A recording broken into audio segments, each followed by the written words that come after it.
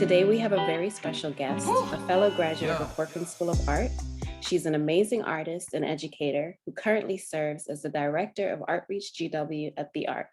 Please welcome to the show, Aselin Flowers. Thank you for joining us today. Hello, thank you for having me and inviting me to your space, virtual space. I'm excited. Yay! So, take us to the very beginning. When did you discover a love for the arts? Ooh, well, and not necessarily a love of the arts that kind of started this, but I think from a very young age, I knew that like my thought process was different from other kids. And so, like from a very young age, I was already thinking about like the way that the world works, um, and looking at people and just, watching behavior. So I think that's what kind of started, at least my curiosity Mm. in terms of that. And then, I was like creating things and obviously enjoyed art class in elementary school, but middle school, um, I was excited. We had an art teacher, I don't remember her name, but she just kind of like disappeared in the middle of the semester. So we ended up with a long-term substitute and didn't have an art teacher. And I was just disappointed. I was like, oh, this is gonna be my first like real art class. Yeah. I got it for the whole year and with no art teacher. And so it just left me with a desire to like I couldn't wait till I got to high school to take even more like real classes. And so I did a lot of just drawing in these like not even real like sketchbooks, but like notepads. Typical like optical illusions, black and white, drawing different things with your name, just real cartoons, like basic things. I really love making patterns. And then I got to high school where I had some really awesome art teachers that kind of really just taught me almost everything that I know about the arts.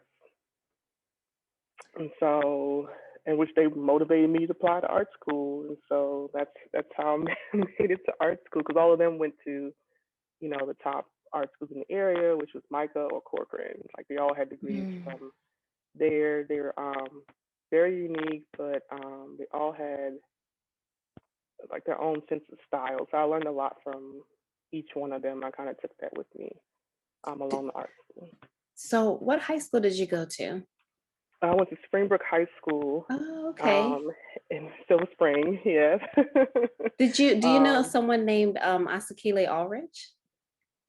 that name sounds familiar. He used to I don't work think I went there. to school with him. Oh, Okay. really? What Yeah. year?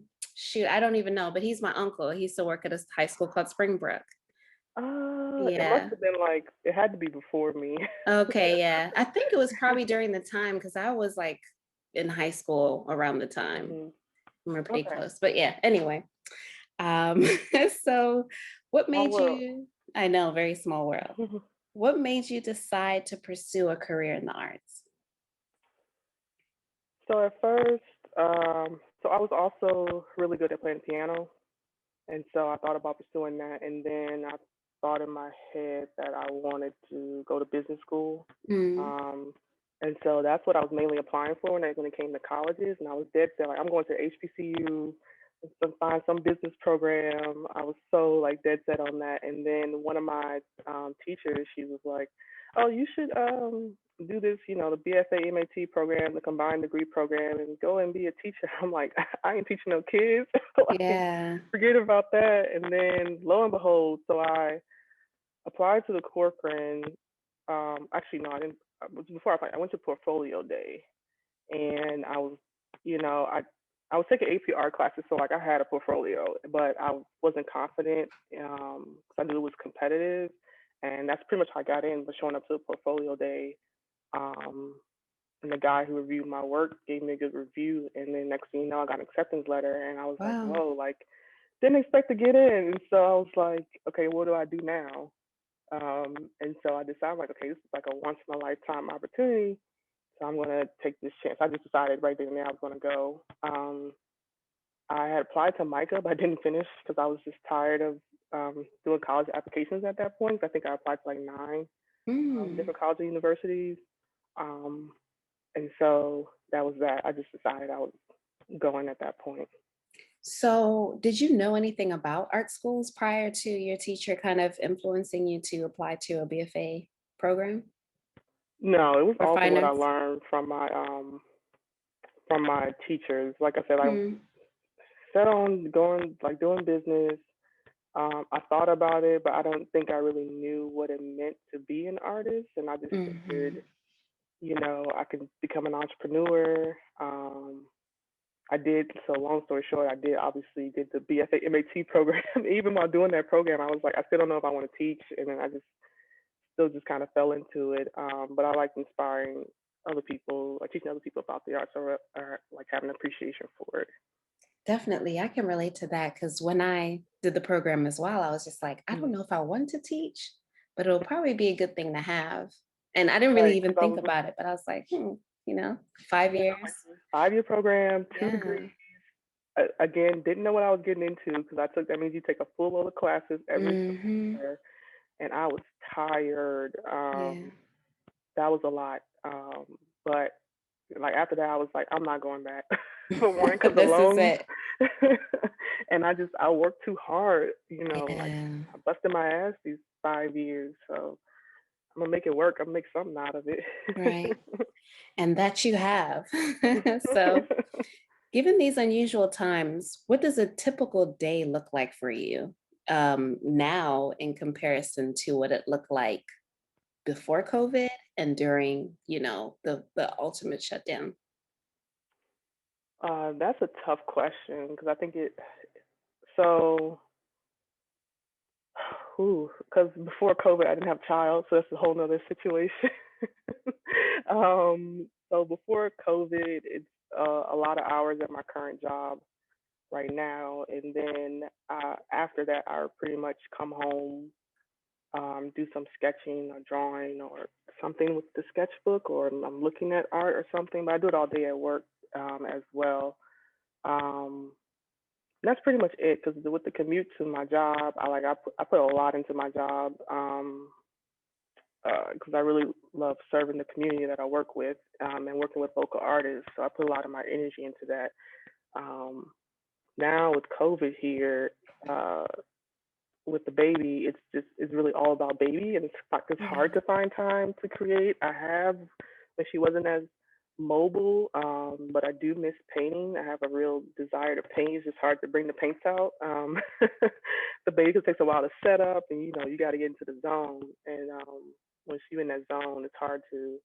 You don't want anyone to break that, so it's hard to do that with the baby. So um, little moments I'll find time to do a little bit of sketching, or if I don't sketch, I'm writing. So like the notes in my phone, if I have an idea, which a lot of my ideas come in the middle of the night, um, I'll jot something down, or if I really have something that can't get out of my head, I'll sketch it out really quickly and I'll go back to it later. But I just got to get it down on the paper because I'll forget. So, Yes, definitely. so that's kind of what it is now. Yeah, I can definitely relate to that because I have a blank canvas right behind me that, I said I was going to paint and never find the time to do so. But Yeah, yeah. I yeah, even had started speaking of work, I'm just trying to think like it's hard to think like before COVID now. definitely. I know. But what I was starting to do at work, I'm spending all this time at work where I was just start like creating at work. And so that's what I did. Yeah. I was working on this painting of my friend.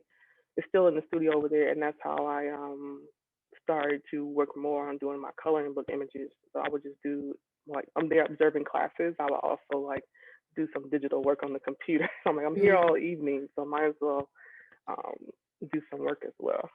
definitely. How has your experience going to an art school shaped your career?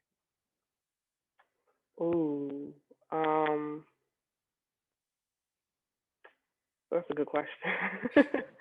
so, so obviously, I think it provided a foundation of what art is and what art can be. Um, I think the other important thing I kind of also learned is like with the Corcoran school was really kind of based on, they honed into you were your ideas and your concepts. And so, kind of sort of in an indirect way, I've taken that into my job because I have to do a lot of creating partnerships with other community organizations and schools, other schools within GW, or faculty members and staff. And so, like, that's the bulk of my job, is creating these partnerships. And so, I think, and even from him being a child, is going back to like having ideas, and like, what do you do when you have an idea? Like, what are the different avenues that you can go in? And I think we were really challenged on that, with the professors at the Corcoran, like not limiting yourself to doing like just the painting and drawing. I got into installation work, like You have we to were do, cranking out yeah, everything. everything, man. We were cranking out everything. So I think, like, looking at in that terms, but also like you have to, once you have that idea, you find the medium that kind of fits it. So you let the idea kind of drive your process. Um, and sometimes the media too, but mainly your idea, and like, wait, what fits with doing this?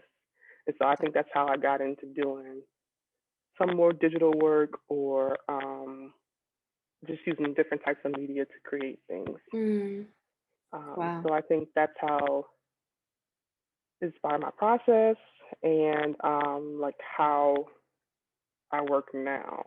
So, Yeah, and it helps me like be open minded, because I meet all different types of people, and you have to learn how to almost like be a chameleon, yeah, with working with different types of people. And so, I think that's also what I learned too, because I've also met some. You meet some, like, you really do meet the most interesting people in art school. Like, you really just don't know someone's story, and I was just, it challenged like all of my thoughts and perceptions about culture and identity. Um, so I think kind of everybody goes to art school, that identity piece, but it's in ways that you don't even like imagine. Like, you meet someone and then you see the artwork and you're just like, whoa, I didn't know you had all that inside of you. yeah. You didn't expect it. Like, you expect them to do this and they just do something else, and it's just like, wow, like, everybody needs to, like, operate like this. Like, to know a creative person, like, that's like gold. Like, It is cold. it's just gold. They just, Yes. like I said, they just see the world completely differently than what we're kind of like, um, trained to do in school, or Mhm. even how, even like looking at my family, and like, uh, stereotypes that they have about art, and other cultures and things. So it just kind of really just opened my mind to a lot. Yeah, I mean, everything that you shared is so powerful, and it made me go back to our college days. Because Hmm. one of the things I remember is that we used to be in class for like, 6 hours, 5 hours, and that was just one class. Yeah, yeah. So, so most of the things like in my everyday life or career life now, it's just like, Hmm. oh, it doesn't feel draining to me, to Hmm. be working like overtime or like doing things that normally people would complain about because we were Hmm. trained to be in that, environment and space. Cause that's kind of, Right. I never understood it then, but now I'm like, oh, they were actually really training us to be in this environment as, Hmm. creatives Hmm. in the creative industry. Hmm. What was your first arts related opportunity post graduation? So, you mean in terms of like gallery shows, or just like, So uh let's kind of discuss more of the educational side, oh, education? Okay, or that's like fine. Mhm. teaching side, and then we'll go Oh, okay, into okay. more of your art practice later. But yes, Okay, just that what sounds good. what your position was in terms of career. Okay, so, right after college, uh I went straight into teaching, Mhm. public schools. So I went to middle school and high school in Montgomery County. So I got a job in Montgomery County. So funny enough, when I was at the Corcoran, um, it was like a panel for, like a couple of different art supervisors from different K through 12 schools that came and spoke. And oddly enough, there was the one art supervisor there from Montgomery County, and she actually used to teach at my high school, but I never took a ceramics class. So I never had her, Ah, but I saw her, and then she's like, "Yeah, if you're ever looking for a job, like, hit me up." And so I did, because I applied to, Montgomery, some other counties too, and so, but I remember, like, I went into the interview, kind of sort of like relaxed, because I'm like, okay, I know this person, I can kind of like let down. Oh, she was tough. She was Oh, tough. Like, and I came out of there. I was like, I don't know if I got that job. Like, I know I tried to answer the question to my best of ability, but I was just like, I was not expecting that because it was like her, and then like an HR person who was like the complete opposite. She was the more like, you know, relax and down to earth, around relaxed. yeah. I was just kind of like any art concept that I mentioned or like I had to define it. Like I had to know, explain to her like what it was. And like when we had to go like walk through a lesson, like she was not playing games. But long story short, I went into teaching middle school, and I taught middle school for about almost 5 years. So Mm, during the course of my fourth year was when I got the opportunity for my current position, which came through somebody else as well. So, okay. What was that experience like teaching middle school? girl, we don't have to go back there. We Oh, don't have to go dang. back there, but I can talk about it. I'm just saying, like, most people are afraid of middle schoolers, but like, I love them. Don't get me wrong, they are tough. They are really tough, but I just feel like it's such a fun stage because like they don't know who they are yet, but they want to Mhm. know, and there's just all this developmental stuff that's going on. So they're just like they're crazy. And so you never know what you're gonna get every day that you go in because one day smiling, happy, fine. By third period, the girl's crying like Oh, shame. because something happened. It's just like Yeah. always drama.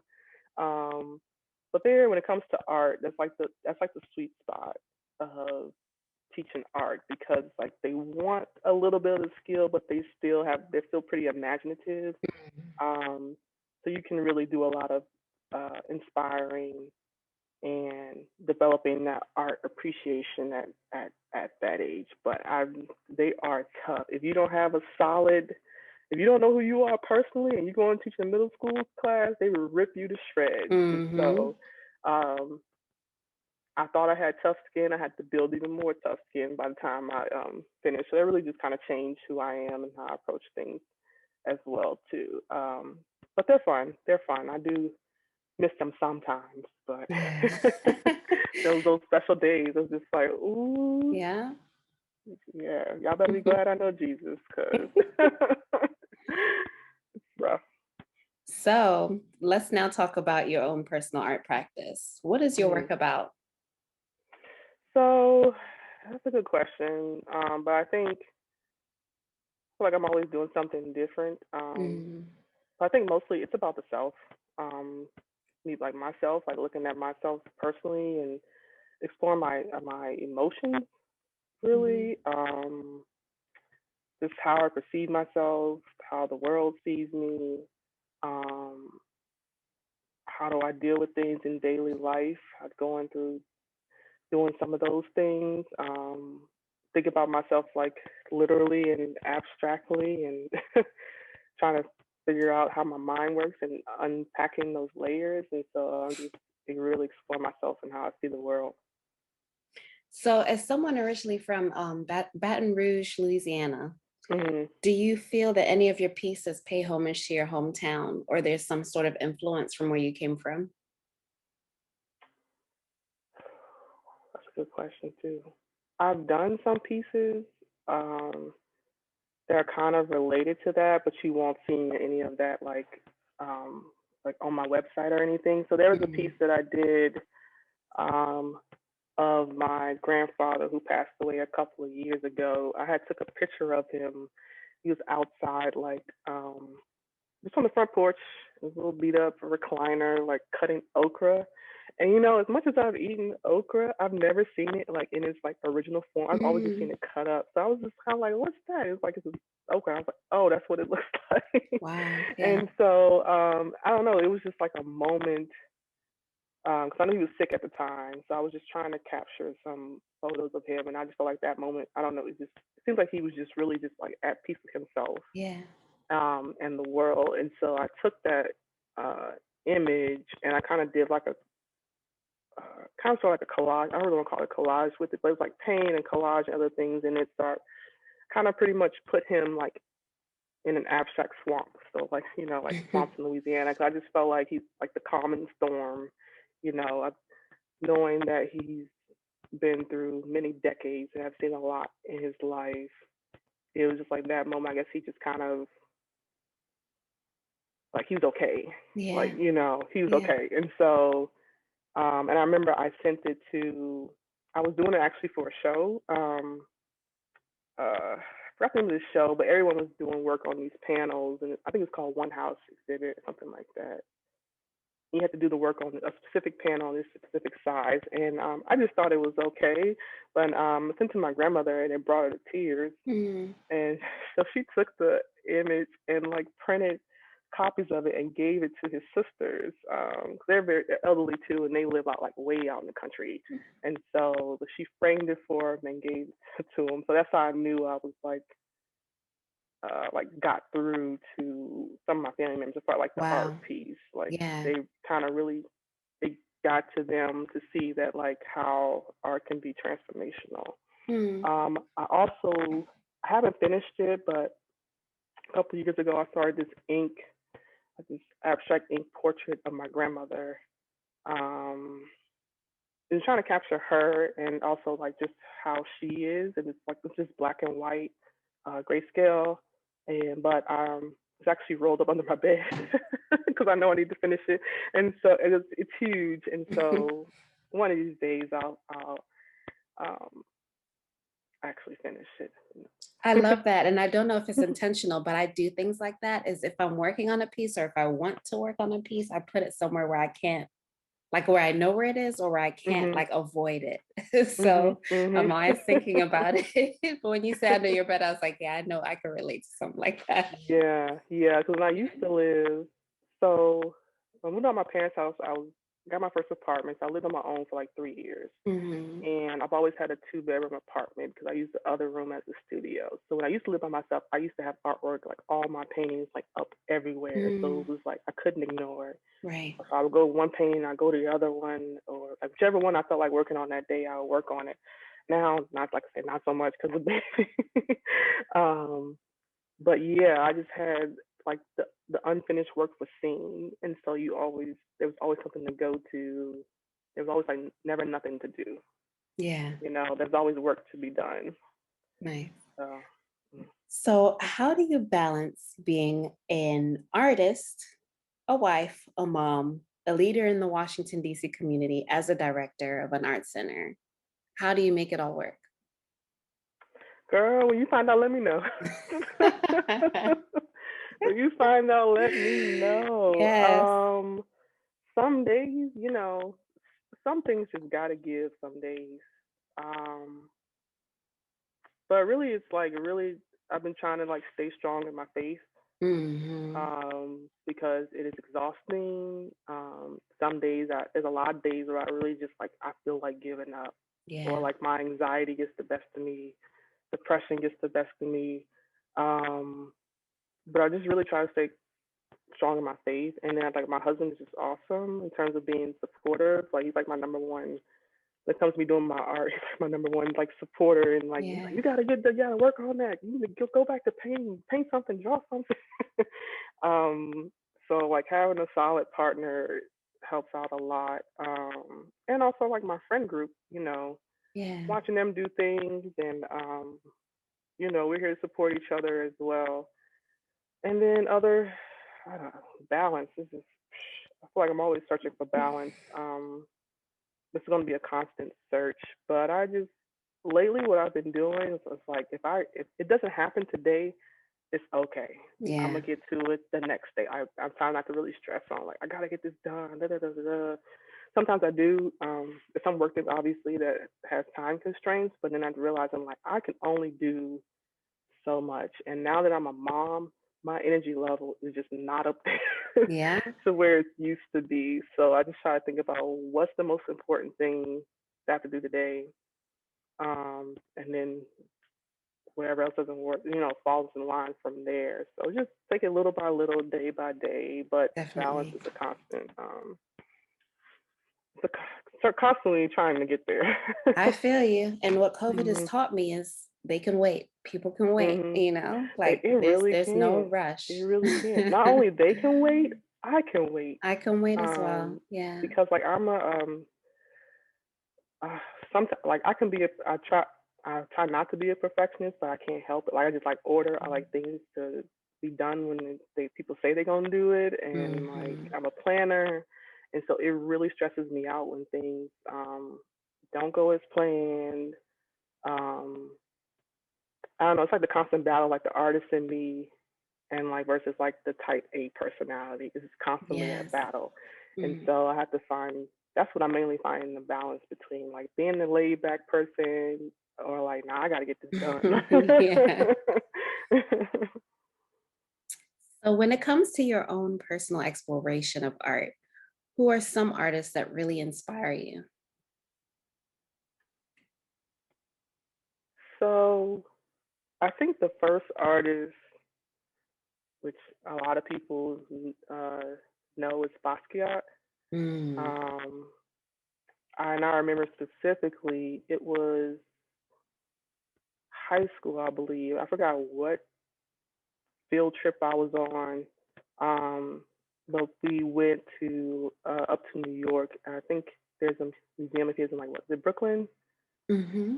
I think it Somewhere it's like a is small like somewhere. Yeah. gallery of his work, and that was my first time seeing his work in person. And just like a Mm-hmm. room full of, and I was like, whoa! Like I've never stepped into a room where you like really just because you're looking at the art, it just you felt the different vibe when you walked in, and it was just so expressive and like raw and like so I try to like catch some of that in my work, like just raw, pure emotion. That's one of the reasons why I use like bold colors and things like that because you just kind of like put it out there. Mm. Um, it no realism, but you felt the work, and so I was like, Yeah. some serious power right there. Mm-hmm. And It's I was just almost like, that's like, what I want to go ahead, I'm go ahead. sorry. I was like, that's what I want to do. Like, Yeah. like how do I do that?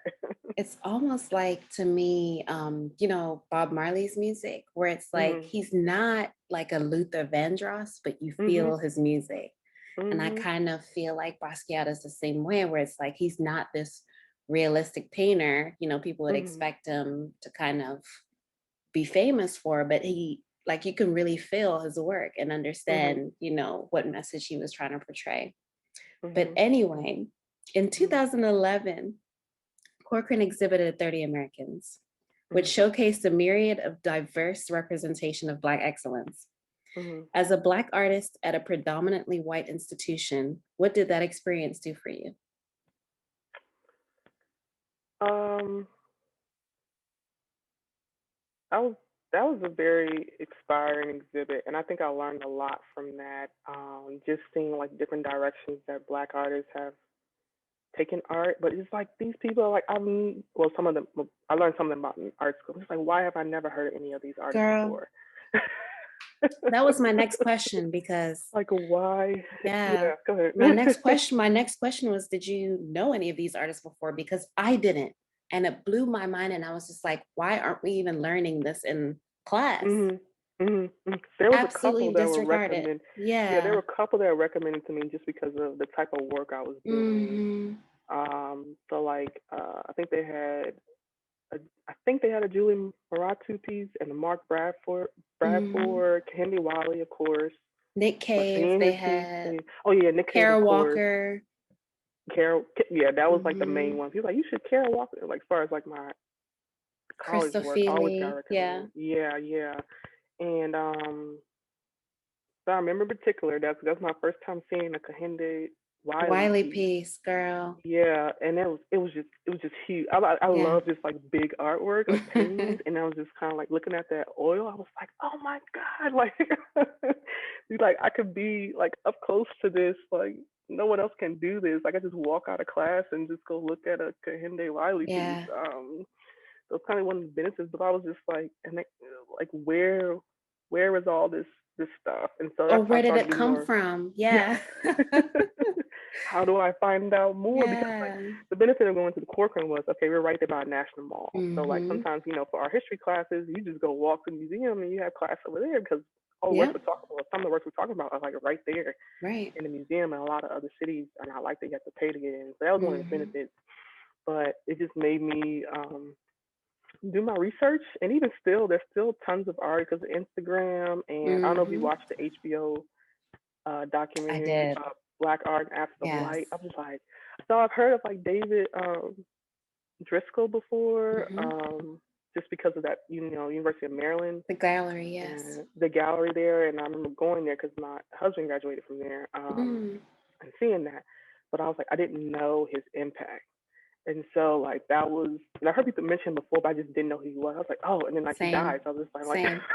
like, oh great, it's like another one of us gone. And so, but yeah, I just opened. I was like, okay, I can do this. Like, this art thing, it's possible for me. Yeah. Um, and I briefly met Amy Sherrill and took a Oh, selfie wow. with her because she was at the when I was teaching in Baltimore. They had the Maryland Art Education Convention or Mm-hmm. conference or whatever, and she was the keynote speaker. And like just hearing about like conceptually how she's got to the point to where she's gotten was very inspiring. But I just same thing. Like I didn't know she's been in Baltimore this whole The whole time, time. the whole time, and I was like, you got to be kidding me. Yeah. And then I said one other story and about another artist. So my husband and I went to it was a museum in Baltimore, not the Baltimore Museum of Art. I think it was the African American. Murtis. No, it was the African Mm-hmm. American Museum, like history. They had an African like history museum there, Mm-hmm. and they had a the Gee's Ben quilt exhibit there. Ah. So yeah, some of the quilts, and then this lady who did photograph, who went down there and did with the newspaper.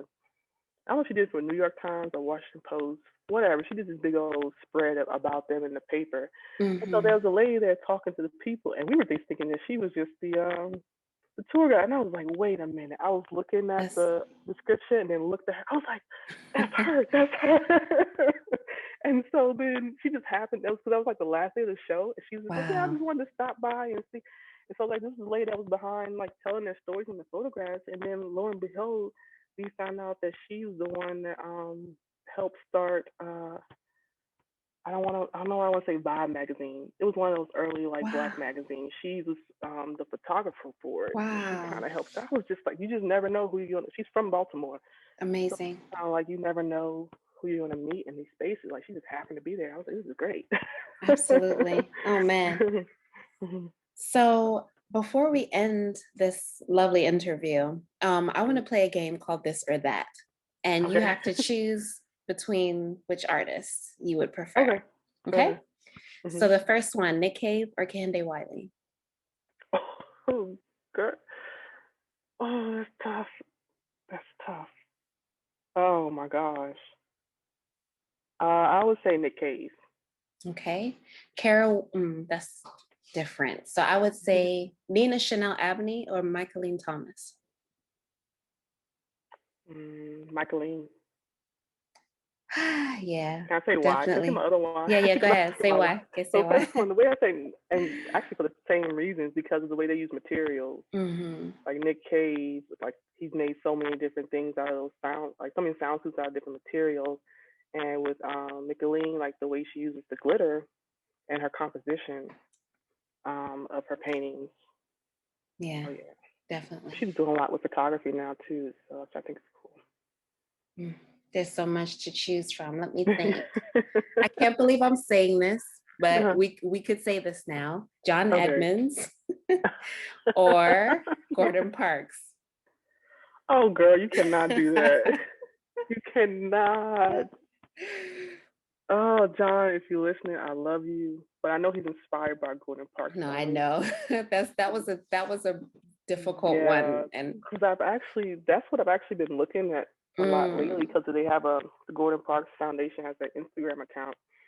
And uh, what else was I reading? Was it in that documentary or something else? And they were telling the story of how Gordon Parks got started. Like uh-huh. he um the one like his first famous was doing the American Gothic Mm, that photograph one like his reinterpretation because when he mm-hmm. took that photo And he went back to like the newspaper or whatever. The guy was like, "Oh, we're gonna get in trouble for this one," because that's Dang. how like he just knew like that was gonna cause some problems. So Hmm. that's what learning about his story. I've been looking at a lot of his photographs a lot more. Wow. Mhm. Okay. I already said Candy Wally. Let me see. Huh. This is the last one as well. Let me Okay. think. Uh, let me think. I'm trying to like compare people that are quite similar, but not that similar together, Mhm. but are Mhm. really major. Oh, let me see. It's hard. Okay, Mark Bradford or Amy Sherrill. Dang. They're two different styles, but They why not? are. They are. They are. You know what? I have to go with Mark Bradford Okay. for the same reasons why I chose Nick Cave, and because if I remember correctly, he started making his works just from collecting like signage. I I think didn't, he used yeah. to. I'm hope I'm getting this right. He used to. I think his mom used to work in a beauty shop or what. He used to paint signs for a lot of different places, so he used to just collect a bunch of stuff, Wow. and that's how he got started with like the collages and kind of like the textured background. Hmm. Okay, sorry. One more. Jacob Lawrence or Ramir Bearden. Oh, Romare, Yeah. Okay. Romare, definitely. All right. Well, I have one final question for you Okay. before we conclude. So I know we had a conversation about 30 Americans. And Mhm. now that you are in a position where you are what is considered to be having a seat at the table or creating your own table and providing seats, Mhm. how do you see your role um, as a director or beyond to educate people who look like us about the artists that look like them? Oh, that's a big question. Cause it's odd because I don't really think of myself as having a seat at the table, but now that you said it, like thinking about different job scenarios, like that's what happened. Yeah. As far as like helping out local artists, which I love working with because they inspire me. But I think uh, that's a tough role, but that's also kind of like my mission, just to make it started with my family. Like now that they're getting it, um, you want other people because the community that I work with, like some of them really know their art stuff, but there's a Yeah. lot of them who don't. And I how I really do that more so than the programming is through the gallery space. Mm, Because when you walk into that building, um, right across the front desk is our gallery space, so like everybody sees that. And yeah. so like when it's not student work up, it's always work from local artists or local organization. And I really push. Um, that was like what I want when like coming in, like what I wanted to do. I was like, oh, I get to manage this gallery space. Like, it's Yes. such a huge opportunity. I was just like, wait a minute. I'm like, I make me like a curator now. And so I really pushed to make that gallery be like a highlight, like the Yes. center of attention or to get people's attention. And so we're bringing in, um, like you introduced me to Jabari and Hmm. working with Alana with the Duke Ellington, Yeah. giving the kid a solo show. Um, and other artists that are well known brought them in. Like to me, like the most powerful moments was like when one of the maintenance workers came in. Like every time I set up a new exhibition, he's like in there, like asking me Oh, questions, yeah. like and if they see the artist setting up, they're going in and interacting with Love them. And I that. think that's what the most, excuse me, important part is, and just like touching people. They've been here for years, but they want to know what's going, who's coming next, who's next I in the love gallery. that. And I think that's like how I know, like, okay, this is working. Or yeah, when they meet the artist, the last show that we had was Simone's, Hmm. and unfortunately, obviously, like right before we were going to do like the opening stuff was when COVID happened. And she was there a couple of days setting up. And then he came to me. He was like, I I didn't know she was a young lady. I don't know, he thought that he was like some older lady or Yeah. whatever. Like he was just so, I was like, yeah. I was like, I think she's even younger than me. Mm, And he's just like amazed like all this work that she did. And she's just like, she's a pretty young lady. And da-da-da. I'm like, yeah, looks like us. Like, yeah. and so those little moments like, um, mean the world to me. Even when it's working with the parents and like I had a parent that was coming to pick up supplies and she was just like, yeah, my son loves, the digital illustration class. He's still been creating work and this is a person who like didn't have his camera on during the whole Just entire not, class. And yeah, I was he just like, probably, what? And I was like, yeah. please tell him to send us photos of his work, like Wow. please, because we want to see. But like I get that all the time through those like small conversations I have with parents, with Mhm. kids, with, people who work there. Like that's how I know. And that's what keeps me going. Cause some days I'm like, you know what? Like who cares? Like, Yeah, like why am I doing all this? Like it really does get to that point almost every month, really, because it's been rough. But when someone just takes the time out just to say thank you or like this inspired me or thank you for having this, it's just like, well, okay, like I'm here for a reason. Um, definitely. Yeah. so let me just keep at it. Yeah. So I'd like to also give you your flowers now, because you've Thank done you, sis. such an amazing job. You've done Thank such an you, amazing sis. job with the kids and the gallery. And it's just so beautiful to see, the people that I would say grow up with, because, while you're in Mhm. college, you're still growing. And it's just so Mhm. amazing to see all of us really, still doing something that's involved in what we are passionate about. And, that's so Mhm. important. Mhm. So, the final thing I need you to do, please, is to Okay. share information about how people can learn about Artreach, how they can see your work or contact and communicate with you. So, if you have Mhm. any social media handles or websites that you'd like to share, now is the Mhm. opportunity. Okay. So I mainly on social media. I mainly share my artwork through Instagram, so you can find me at Created by Azzy, Azzy, which is also the same for my website, createdbyazzy.com, Mhm. and Gmail. Same thing, createdbyazzy@gmail.com. Find out more about Artreach. The Instagram is ArtreachGW. And then you just Google Artreach GW, the website will pop up because it's a long address or whatever. So just Google it and you'll find it. Love it. Thank you so Yeah. much. Thank you. And I say hello to your appreciate family it. for me. Have a good evening. You too. Say hello to yours as well. All right, take Night care. night. Bye bye.